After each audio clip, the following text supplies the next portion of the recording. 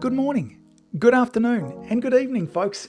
Hey, welcome to another episode of the Marketing Your Practice podcast, the podcast where I have the absolute pleasure of simplifying the marketing and the mindset so you, my chiropractic friends, can increase your income, your impact, and your enjoyment in practice too. My guest on the show today has a personal mission to help chiropractors become world-class adjusters and astute business people so they can achieve outrageous success in both their practice and their personal life, and doing all of this while changing lives with chiropractic. Isn't that a nice mission? When I read that about my guest, I was inspired. Now, his name is Tom Waller.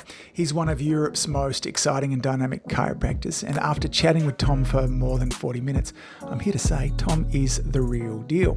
Now, Tom and I had a fantastic chat about the foundations of success in practice. We spoke about why some chiropractors fail regardless of what they do, and how you can go about making lasting change in your life, in your practice, and in your community also. Enjoy the show. Let's go chat with Tom. Tom Waller, welcome to the Marketing Your Practice podcast. How are you, my friend? I am really good, Angus. So happy that we found time to be together. I've been excited for today for a long time. Well, thank you, buddy, for making it happen. We had a bit of juggling back and forwards. I feel like, because I've been just listening to your podcast nonstop of recent, and so this is like to hear your voice again there too. I have to remind myself I'm not taking the dog for a walk, but I'm here with you in person as well. I've had a number of my community influencer members telling me, you got to speak with Tom, man. Tom's cool. So tell me about your story, buddy. What brought you to where you are right now? A potted history would be, I sort of fell into chiropractic by some heavy influence from my mum, because she'd rather I did that than a career in the military. I kind of ran them simultaneously for a bit. I was a Royal Marine Reservist for a period of time, and then studying at the same time, thinking I could do both, and I couldn't. So I fell headfirst into chiropractic, and I developed in chiropractic as a real mechanist, real under the influence of the college that I was in. And then in my first year of practice, I got really bored, but I was seeing some amazing changes. So I just started YouTubing things and reading things, and I just sort of turned 360 to where I am now. A real proponent of what I would consider true chiropractic. So much so that I spend a lot of my time outside of practice helping chiropractors to thrive, to create practices that they want, not necessarily what they've been told they should have. And I think the story that got me from the wants to the shoulds into really encompassing yourself was a personal health crisis, of better words. Long story short, pre-cancer of the bowel. And instead of going down a conventional route, I just asked myself the question, why has this happened to me? Yes. And the answer was a complete lack of congruency in my life. Okay. From the outside, people would have said super successful. From the inside, my body was saying otherwise. And I turned that around, and I suppose I've always wanted to stick up for the little guy. So I'm now hell-bent on helping other people avoid that pitfall and really create great lives for themselves. Can you remember a moment when you first got turned on to chiropractic, per se? Ooh. Do you know what? I think I was watching Billy D's Clubhouse, which was something he used to do years ago. Yeah, I remember that. And there was some really sort of old school elementary YouTube recordings of it, like in the archives of YouTube. I'm sure you can find them. And that was kind of just watching some of those that turned me. And then I would say it was seeing Sigafus, and then Sigafus taught me how to toggle an atlas. And I think that was the pivotal moment that just changed my trajectory. Have there been books that you've read since that have been helpful for supporting you on this journey? I'd say that the book that I recommend the most for people trying to take that journey would be One Cause, One Cure by Fred Barge. I think it just beautifully explains chiropractic and adaptability and our role in healthcare. Yeah, it's interesting. One of the episodes I was listening to of yours, you were talking a little bit about the green books, and not many of us admit they're bloody hard to read. And, you know, I would hazard to guess there's very few people in the profession that have read them cover to cover. I've read bits and pieces. The only one I've actually read through cover to cover was the first one, and that was adjustment specific, subluxation specific. they're two.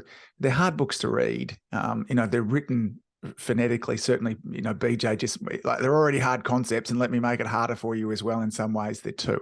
This is my story here. Many of you might have found them. But, Fred Barge, that too, and the, A Life Without Fear, and any of Strauss's work, these are really great books I found. I recommend people to start with it too. But Fred Barge, Strauss, these are easy philosophy books to begin with. And they, it's not like they're holding stuff back. Also, no, I don't think they are. I think it's a brilliant place to start. I mean, if you could turn the camera around now, you'd see all the green books. Mm. I haven't read them all. Like, I'll be honest, I haven't read them all. And I pick them up and I read bits. Yes. And I find them difficult. And I have to be in the right frame of mind. Chiropractic's a philosophy, science, and art of all things natural. So there are people within our profession who are more the philosophers, people in our profession who are more the artists, people in our profession who are more the scientists. And those books are going to pull those people who are more inclined towards it. But I think for the majority of us, you've got to start with an easier ball. You've got to start with those Fred Barge books. I love David Serio's 33, who I was privileged enough to have a chapter in there. And The Wisdom of 33 is also another book that was out recently for the Scotland College, which is another great read too. So those are some of the books that I would fall into and go to. There'd be a bunch of newer chiropractors that are coming into practice now that might not see a role for philosophy in practice. What's your thoughts on that? I'm so glad you've asked me that question. So chiropractic is a philosophy, science, and art of things natural. So it's defined. So it's defined as such that way before we even mention subluxation, innate intelligence, or the correction thereof. So it's a natural approach to the world. And that's what we have to have as our premise before we start. We then take the a priori. There's a universal intelligence and all things matter. It seems to give you all its properties and actions maintaining existence. The long way around of what I'm saying here is that we have to start with philosophy, because philosophy simply means the search of wisdom, the search of knowledge, the search of truth.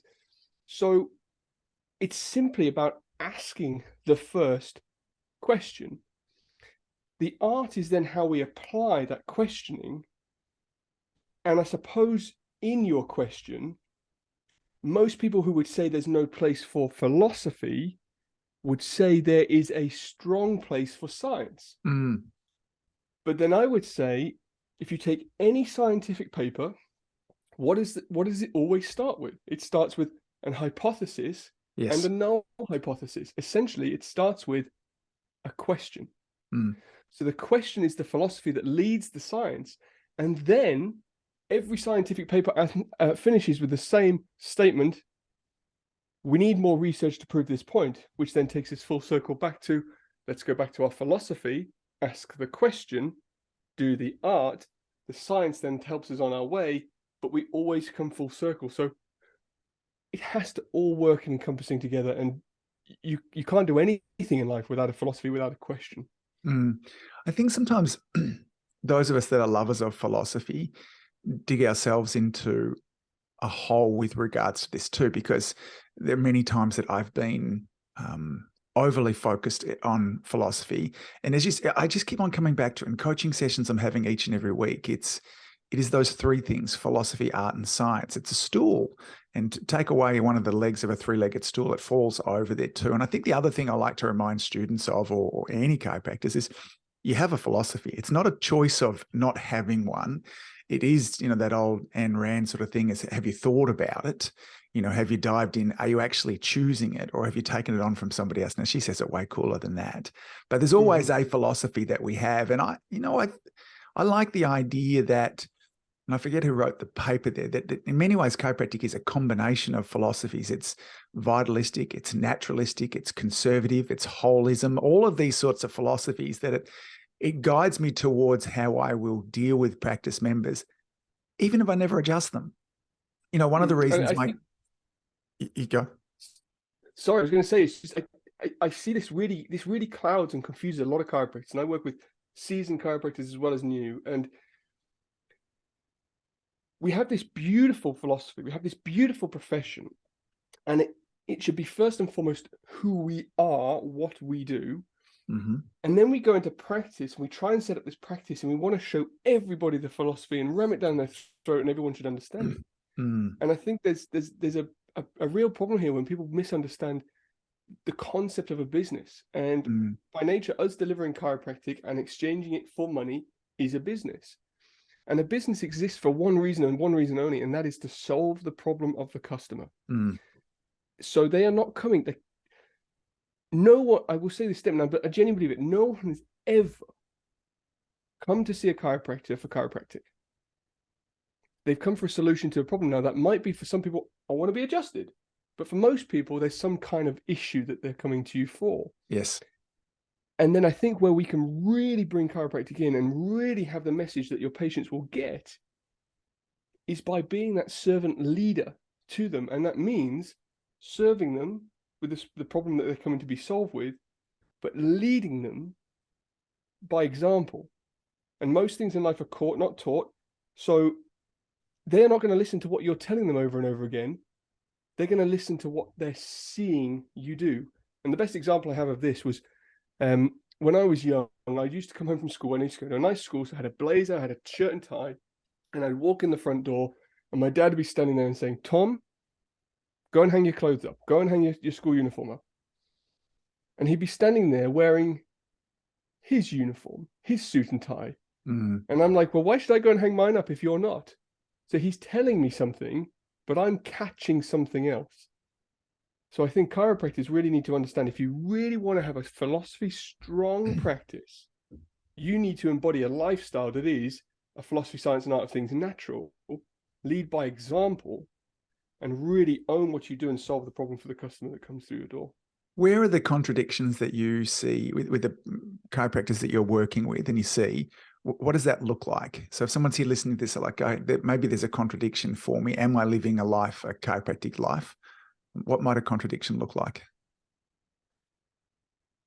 Well, the most obvious one is, are you truly a healthy person? Like, are you doing everything you can to live a healthy life? Yes. And I think it's the one that people don't like to hear.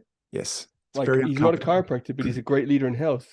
Paul Chek, I remember hearing him say, if you can't practice in your pants, you shouldn't be practicing at all. Yeah. Pants in the UK is your underwear. Like, if you can't practice in your underwear, then you shouldn't be practicing at all. And it's the honest truth. And you know what? I go to these conferences and I speak, and I see massive incongruence every time, and it bugs me. Yes. Like, we get up on the stage and I share and we talk, and we talk about health and lifestyle and well-being, and and how people should live a drug-free life and embody the philosophy of chiropractic. Then the bell rings, the bar opens, and chaos ensues. And and then I'm getting up for the gym at like 4:30, and I'm walking to the gym past people who are leaving the bar. And you want to see incongruency in your life? You want a successful practice? Choose. I some people take that the wrong way, but it's the truth. It's very uncomfortable. It's very uncomfortable to hear that, because it's much easier for me to blame the environment. My registration board makes it hard. People don't want chiropractic. There's insurance companies, those type of things there too. But, but it's interesting, because I know from a lot of the work that you teach is the importance of having a script and understanding. And I'm a big fan of that too. And I love, I think of it like a game plan. I think it's often, there needs to be a room to dance inside of it, because sometimes the other person doesn't know the game that you're wanting to play there. But when you know it so well, you can kind of move back and forwards with regards to that too. But when we look at communication, only a small percentage of it is the words that we actually say, so if the person behind it is not living the life, then it really shines through there too. So where do you begin with that sort of stuff? Because changing those sorts of habits are really difficult. If you're chatting with a chiropractor about that and says, look, dude, your life is bloody horrible. Before we get into this stuff, clean that up first. How do you help somebody with that? The same thing would be true for if you're working with a patient, like, where would you start? and it's so much easier for us to add than to take away. So one of the simplest things I've taught in my class for years for patients is, when we talk about nutrition, I said, if you were just to eat 1 carrot extra a day for a year, that'd be 365 extra carrots that you didn't have last year, just from 1 a day. And when I work with clients, what I like to work on with people is non-negotiables. And these are steps that you take every day to move you forwards. And I break them down into 3 things. There has to be 1 for you, moving you forwards, 1 for your relationship to move your relationship forwards, and 1 thing for your business to move your business forwards. And every day, just 1 thing of each of those 3, compounded over time, will create success. And most people are looking for this golden ticket, this magical formula to transform and change their life. And it's not the case. I mean, I run a 6-week sort of intensive for people. And it's not about creating a super successful outcome achievement after 6 weeks. It's actually about starting to get the habits that you will then keep after the 6 weeks, that will compound into the success that you want in the future. So it's something simple and small for you, your relationships, and your business each day. And if that takes you 10 minutes, it's done. What are some examples of those 3 things that someone might do? So for self, relationship, business. So obviously the self is, maybe I'm going to eat the carrot. What's the family and relationship and business sort of things are you talking about? Most of the time it's time. Yeah. It's putting in time in that diary to spend with. And when people say they don't have enough time, I will call them out on that and compare my schedule to theirs. You make time first. And so for instance, I will plan my week on a Sunday, and I almost plan my entire week hour by hour. Now, some people say that's too rigid. Well, I see where the discipline of that has created so much freedom in my life. Yes. Like I go and block in 2 hours with my wife in a day, and some people get to the end of the days that have had no time. Well, you didn't put it in. So family mostly for me is time. Yes. For myself, I have to exercise every day, and I have to eat 2 of 3 meals every day. Has to be healthy, if not every meal. And for my business, I create what I call a playlist. So your to-do list will get you nowhere. But a playlist is things from your to-do list that will predictably move you forward. So doing 1 of those each day. I think, tell me more about the difference between a to-do list and a playlist as well. I'd like to dive into that a little bit more. What do you mean by that? So to-do list, everyone's got a to-do list.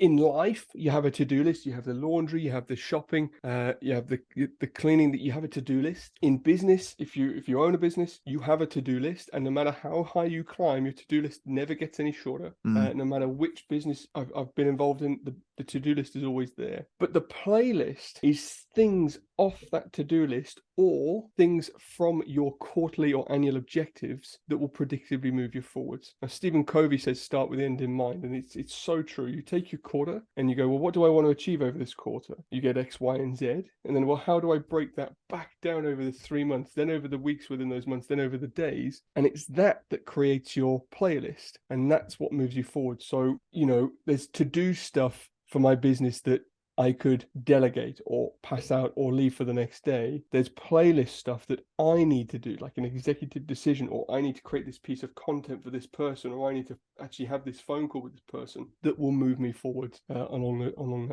that trajectory of where I want to go.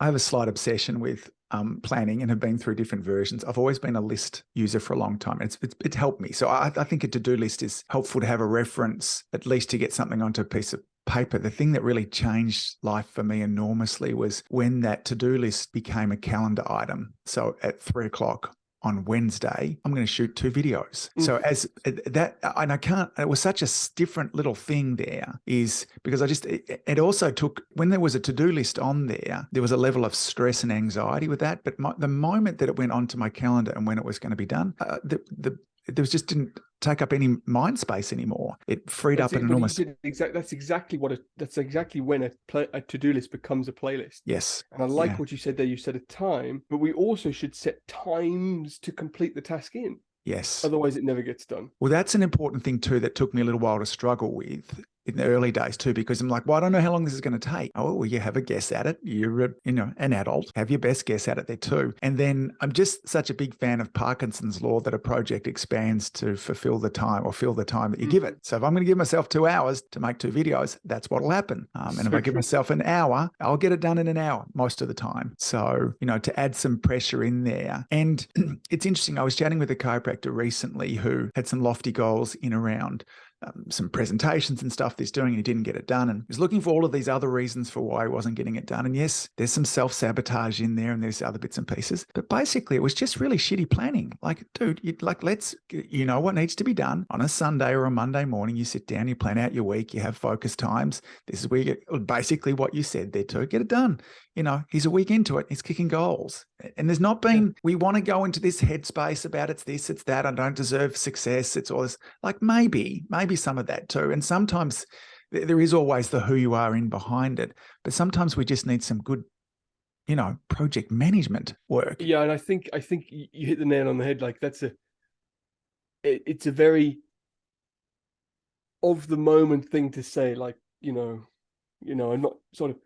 I'm not in my genius. I'm not in the right frame of mind, or I don't really know what I want to do. But you only find out what you want to do by doing stuff. Yes. And you only get stuff done by planning stuff and doing it. Yes. I think the people who are successful are the people who failed more. Yes. Because they've given it a go. And it is this incessant want for everything to be enjoyable too. I think that's interesting. I had there's a bunch of, in the coaching course that I did, I meet with a bunch of coaches often, and one of the women was needing some support with her eating, and but talking through a plan, and she said, look, this is so hard, do this. But then the coach said back to her, said, like, why do you expect it to be easy? Like, what is this obsession about it being easy? And that moment really, I mean, yes, there's certainly easier ways for us to do things, but the fact of the matter probably is, for many of you, not in the habit of getting up at 4:30 in the morning and starting to train. If you're not in the habit of eating foods by nature, it's going to be difficult for you. It's not like, to begin with, it will be. And I know it's cliche. Don't ask for it to be easy. Just get better.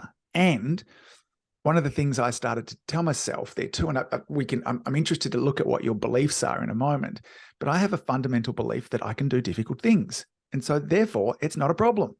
So I struggle with them. It's this, I built a little fence and a gate. We moved into this place, and I wanted to do it because I'm not using my hands as much as I was when I was full-time with patients. And I sit here and talk with people. And it was going back to being a child again. Like, I wanted to spit the dummy, and I don't want to do this. I could pay somebody to do this, but it's like everything is figure outable. You're good at doing difficult things. Watch some YouTube clips. You've got a friend who's a carpenter, ring Liam. And when you just go back to basics with it too, as students, the first adjustment you give is not going to be good. The first report of findings is going to be terrible, but the 10th will be better, and the 100th will be better after that too. And, if we can grow on that sort of stuff there too. So if you because I believe that we do everything, all the actions that we take are underpinned by a story, a belief, a thought there as well. What are the beliefs that kind of drive Tom Waller? What is it that gets him up at 4:30 in the morning, has him working till late, has multiple businesses, looks healthy? Like, what are they, do you think? The honest truth of what drives me is being told I can't achieve anything. Mm-hmm. And I think that comes from a history of, I had a good schooling, but it was tough. And I think I learned to stick up for myself, and being told I can't do something is the most motivating thing possible. Mm-hmm. And wanting recognition from my dad, which will never come, because he's a Yorkshireman. If you know anything about Yorkshiremen, they Right. don't. But I think for most people, and this is what I work with my clients, and I work one-on-one with just a few, because there's only a few who can tolerate the way I work. Like, the first thing we do is we figure out your values, and we figure out your gifts. Like, what are you meant to be bringing to the world? And then the most important thing that we do is we find the glue, and the glue between those two that creates success is a level of self-integrity. And most people lack self-integrity. Now, a lot of us have integrity. You and I agreed to be on this call at this time. We turned up at this time, and we have a level of integrity to each other. Mm-hmm. And I'm sure you do in your life everywhere you go, and everyone listening to this probably too has a level of integrity. But self-integrity is that promise you keep to yourself, which you then don't. Mm. The trainers that go out in the morning saying, I'm going to get up and run. The packed lunch that you said you were going to set up for yourself, but then you go and buy a takeout. It's those little promises that you make with yourself that you don't follow through on. And self-integrity is something that really has to be worked on and cultivated. Yes. And I think that's what makes people successful. And then really, really finding out what you're good at and really finding a motivating driver. It's normally something that hides behind your biggest fear. I genuinely believe your greatest gift sits behind your biggest fear. Mm-hmm. So most people who know me or who have worked with me know me for public speaking. It's something that I'm good at, and people believe that that's something I've always been gifted with. But going through school, I was really quite dyslexic, really struggled to hold conversation and get my point across, and felt very inferior. I remember dreading the time if I was asked to read something out in class, because I would be jumping words all over the page, and a real big fear of mine. And the reason I have some muscle to my body was because that's what I went into to compensate for this educational lack.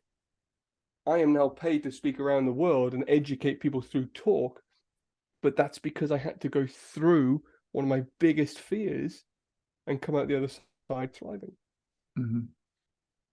Where do you begin with that self-integrity? If someone's realizing, look, I've been saying for a long time that it's time that I got in shape, lost some weight, improved things there too. Where does that journey begin? So your level of integrity, and one of my coaches talks about this a lot, and probably a lot of your listeners have heard of Ed Milet. He's got a big podcast, and he talks about the thermostat. So we have a thermostat in our life that is how we are regulated. So before we turned on the cameras, I was talking about the fact that I'm in this room with no insulation, and it's either hot or it's cold. And I open the window, the draft will come in, the thermostat will kick in, it will go back to another temperature. So the thermostat is what you tolerate in your life, and you always get what you tolerate. You always will get what you tolerate. Now, to reset this and gain some level of self-integrity, I believe you can do in two ways. You can either do it through small, slow, consistent action, or a complete immersion. So the small, slow, consistent action would be small promises that you can keep to yourself on a daily basis. All the way back to that little example of just have one extra carrot a day, and then acknowledge the fact that you've had it. So Pearson's law in business is what gets measured gets managed, what gets measured and reported on will improve exponentially. The same is true for your life. If you measure something, report on it, then it will improve exponentially. So if you can just do one thing each day and tick off that win each day, you will cultivate that muscle of self-integrity so that you can go from one carrot to 5 days good food. You can go from one walk around the block to gymming every day, and you can gradually build up that tolerance over time. And the other way, the full immersion, would be to go, right, I've gone far enough, everything needs to change today, and you just go full in for a long enough period of time. How long is a long enough period of time? I think there was a great study done in Oxford that said to really reset and change a habit is at least 66 days. So it's a full immersion for a long period of time. What role does identity play in all of this? Like, as in identity to self or to the world around? Yeah, self. I think it's huge. Yes. I think so many people wake up in the morning and look at themselves and go, shit, I'm not where I could be. And I really got this when I remember my 30th birthday, and I was sat at my desk where I was living at the time. And I looked at myself and I said, I'm a third of the way through my life and I've got nothing to show for it. And I remember standing up and immediately going across to Sarah, and I said, I'm a third of the way through my life. I've got nothing to show for it. Nothing to show for it. And that identity and that fear of it not turning into something with the time that we have. And a number I love to give to people when they're struggling with this is 30,000. And people say, well, what's the significance of 30,000? It's the average number of days that we'll have on this planet. Just 30,000. And most people listening to this call are probably over halfway through. So that's 15,000. You put some perspective on it. Yeah. And if you spend those precious days that you've got living out somebody else's dream, somebody else's reality, somebody else's existence, you're not going to get another try. I've been a bit kind of fascinated of recent with the concept of confidence. People go, it's easy for you, Tom. You're so confident. You're this big bustling fella here, and the way you go about things there too. And I've been exploring where confidence comes from. And to some extent, when we look at confidence and we're wanting to be confident about stuff, what our brain does, it has a look through our past and says, have we done this in the past, or have we done anything similar in the past? And if we have a level of confidence. Now, if we're using confidence as a drive for behavior, it means that there'll be, at very best, very slow growth, if any. There'll never be anything kind of big that happens, because you have to have done it beforehand. And if you've done it beforehand, then you're just going to get more of the same thing. And so therefore, if we're not going to draw on past, then we have to get rid of, along that same line, I think of thought structures, and thought structures are a technology. So if we're using an old thought structure in around confidence, we've got an outdated technology. You've got an iPhone 1 that you're running on, okay? But the new way to think about confidence is to pull from the future and to ask yourself, who do I want to be? What is my desire? What am I? And you talked about your gifts and your values. And I my obsession at the moment is talking to people. It's like, let's look at Tom 2026. Who do you want him to be? Like, what is the heart's calling, the desire inside of you? And the interesting thing is everybody's desire is different. And it's a gift that's given to you. Ask that person, pull from Tom 2026 and go, Tom, what would we do in this situation here? I don't know whether to employ this person or to sack them. I don't know whether I need an extra associate there to it. And I promise you, if you just ask, the answer will come to you. It's magic. And when we get good at pulling from that confidence, that's where exponential growth comes from as well. It's been wild for me to watch as well. So what are your thoughts on that concept? I think it's a brilliant concept. And I think confidence, the slight nuance to it, like having the confidence to get it right or to go right is the wrong confidence. I think having the confidence for it to fail and be okay is the confidence that we're looking for. So I think people who appear more confident are just prepared to fail on their journey to success. And I love the way you talk about, like, ask for it and it'll come, and look at yourself in the future and make decisions based on that. I think it's a brilliant way of looking at things. And I love it. You even go back to the time of, like, BJ would talk about thought flashes and how we'd have these thoughts that come to us that are projections of where we want to go. And I believe that to be true. And I'm quite spiritual and quite religious in my thought process with that. But if we want to get granular in how do we actually tap into that, then we need to think about when we're choosing to ask these questions and how we're choosing to gain confidence. So then we have to look at brainwave states, and we have to think about, when is the human body suggestible and when is it on lockdown? You can't do anything with it. And if you've ever seen a stage hypnotist, they will make people do the craziest things. I remember being at school on university. One poor guy went on stage, and bless him, I won't say his name, but he spent 2 hours looking for his willy that he thought he'd lost because the stage hypnotist had told him that's what had happened. Now, extraordinary. But what the stage hypnotist managed was to put him into theta brainwave states, which are super suggestible brainwave states. Now, we naturally go through those brainwave states when we go from being asleep to being awake, or from being awake to being asleep. So we are most suggestible first thing in the morning. And when we're in fully awake state, as people are probably listening to this now, you're not very suggestible. So trying to build confidence, trying to self-talk, trying to ask those questions during the day when we're not in theta doesn't change anything in our makeup. But if you find the time in theta when you're waking up in the morning to program your superconscious, as BJ would call it, I agree with him, not your subconscious, your superconscious, into the level of confidence is key. So for instance, we'll wake up in the morning, the alarm will go off, and we'll say to ourselves, shit, it's Tuesday, don't want to get up today. Negative self-talk. Yeah. Now, majority of people listening to this might not think that. They'll wake up in the morning, they'll be jovial and happy, and they will turn on the news. And when did we last see any good news? And now we've suggested negativity to us. But again, your audience is probably well informed not to do that, but they'll pick up their phone and they'll start scrolling and realize that nobody liked their comment. And now they have a negative self-talk again.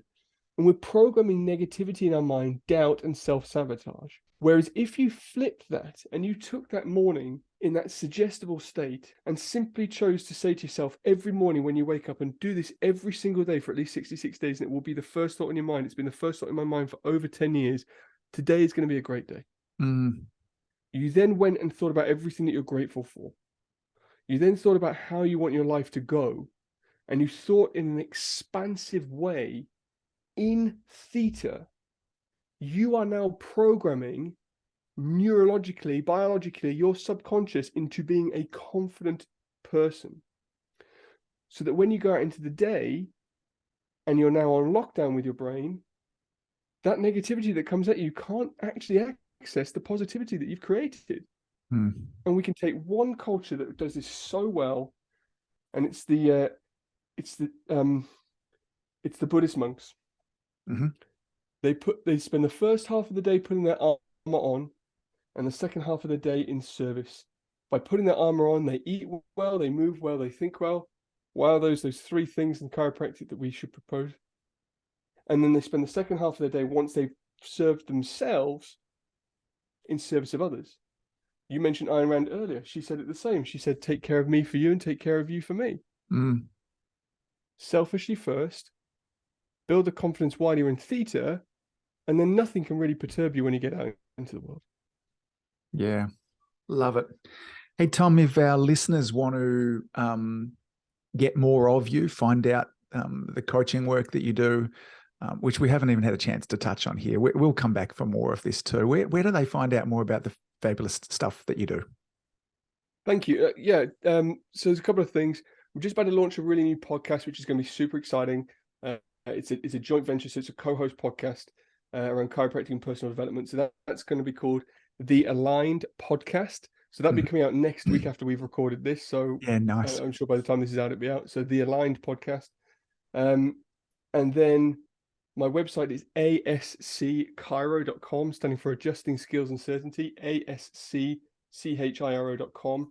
And I know a lot of you listeners are in Australia, so I've actually created a page on there, ascchiro.com/AUS.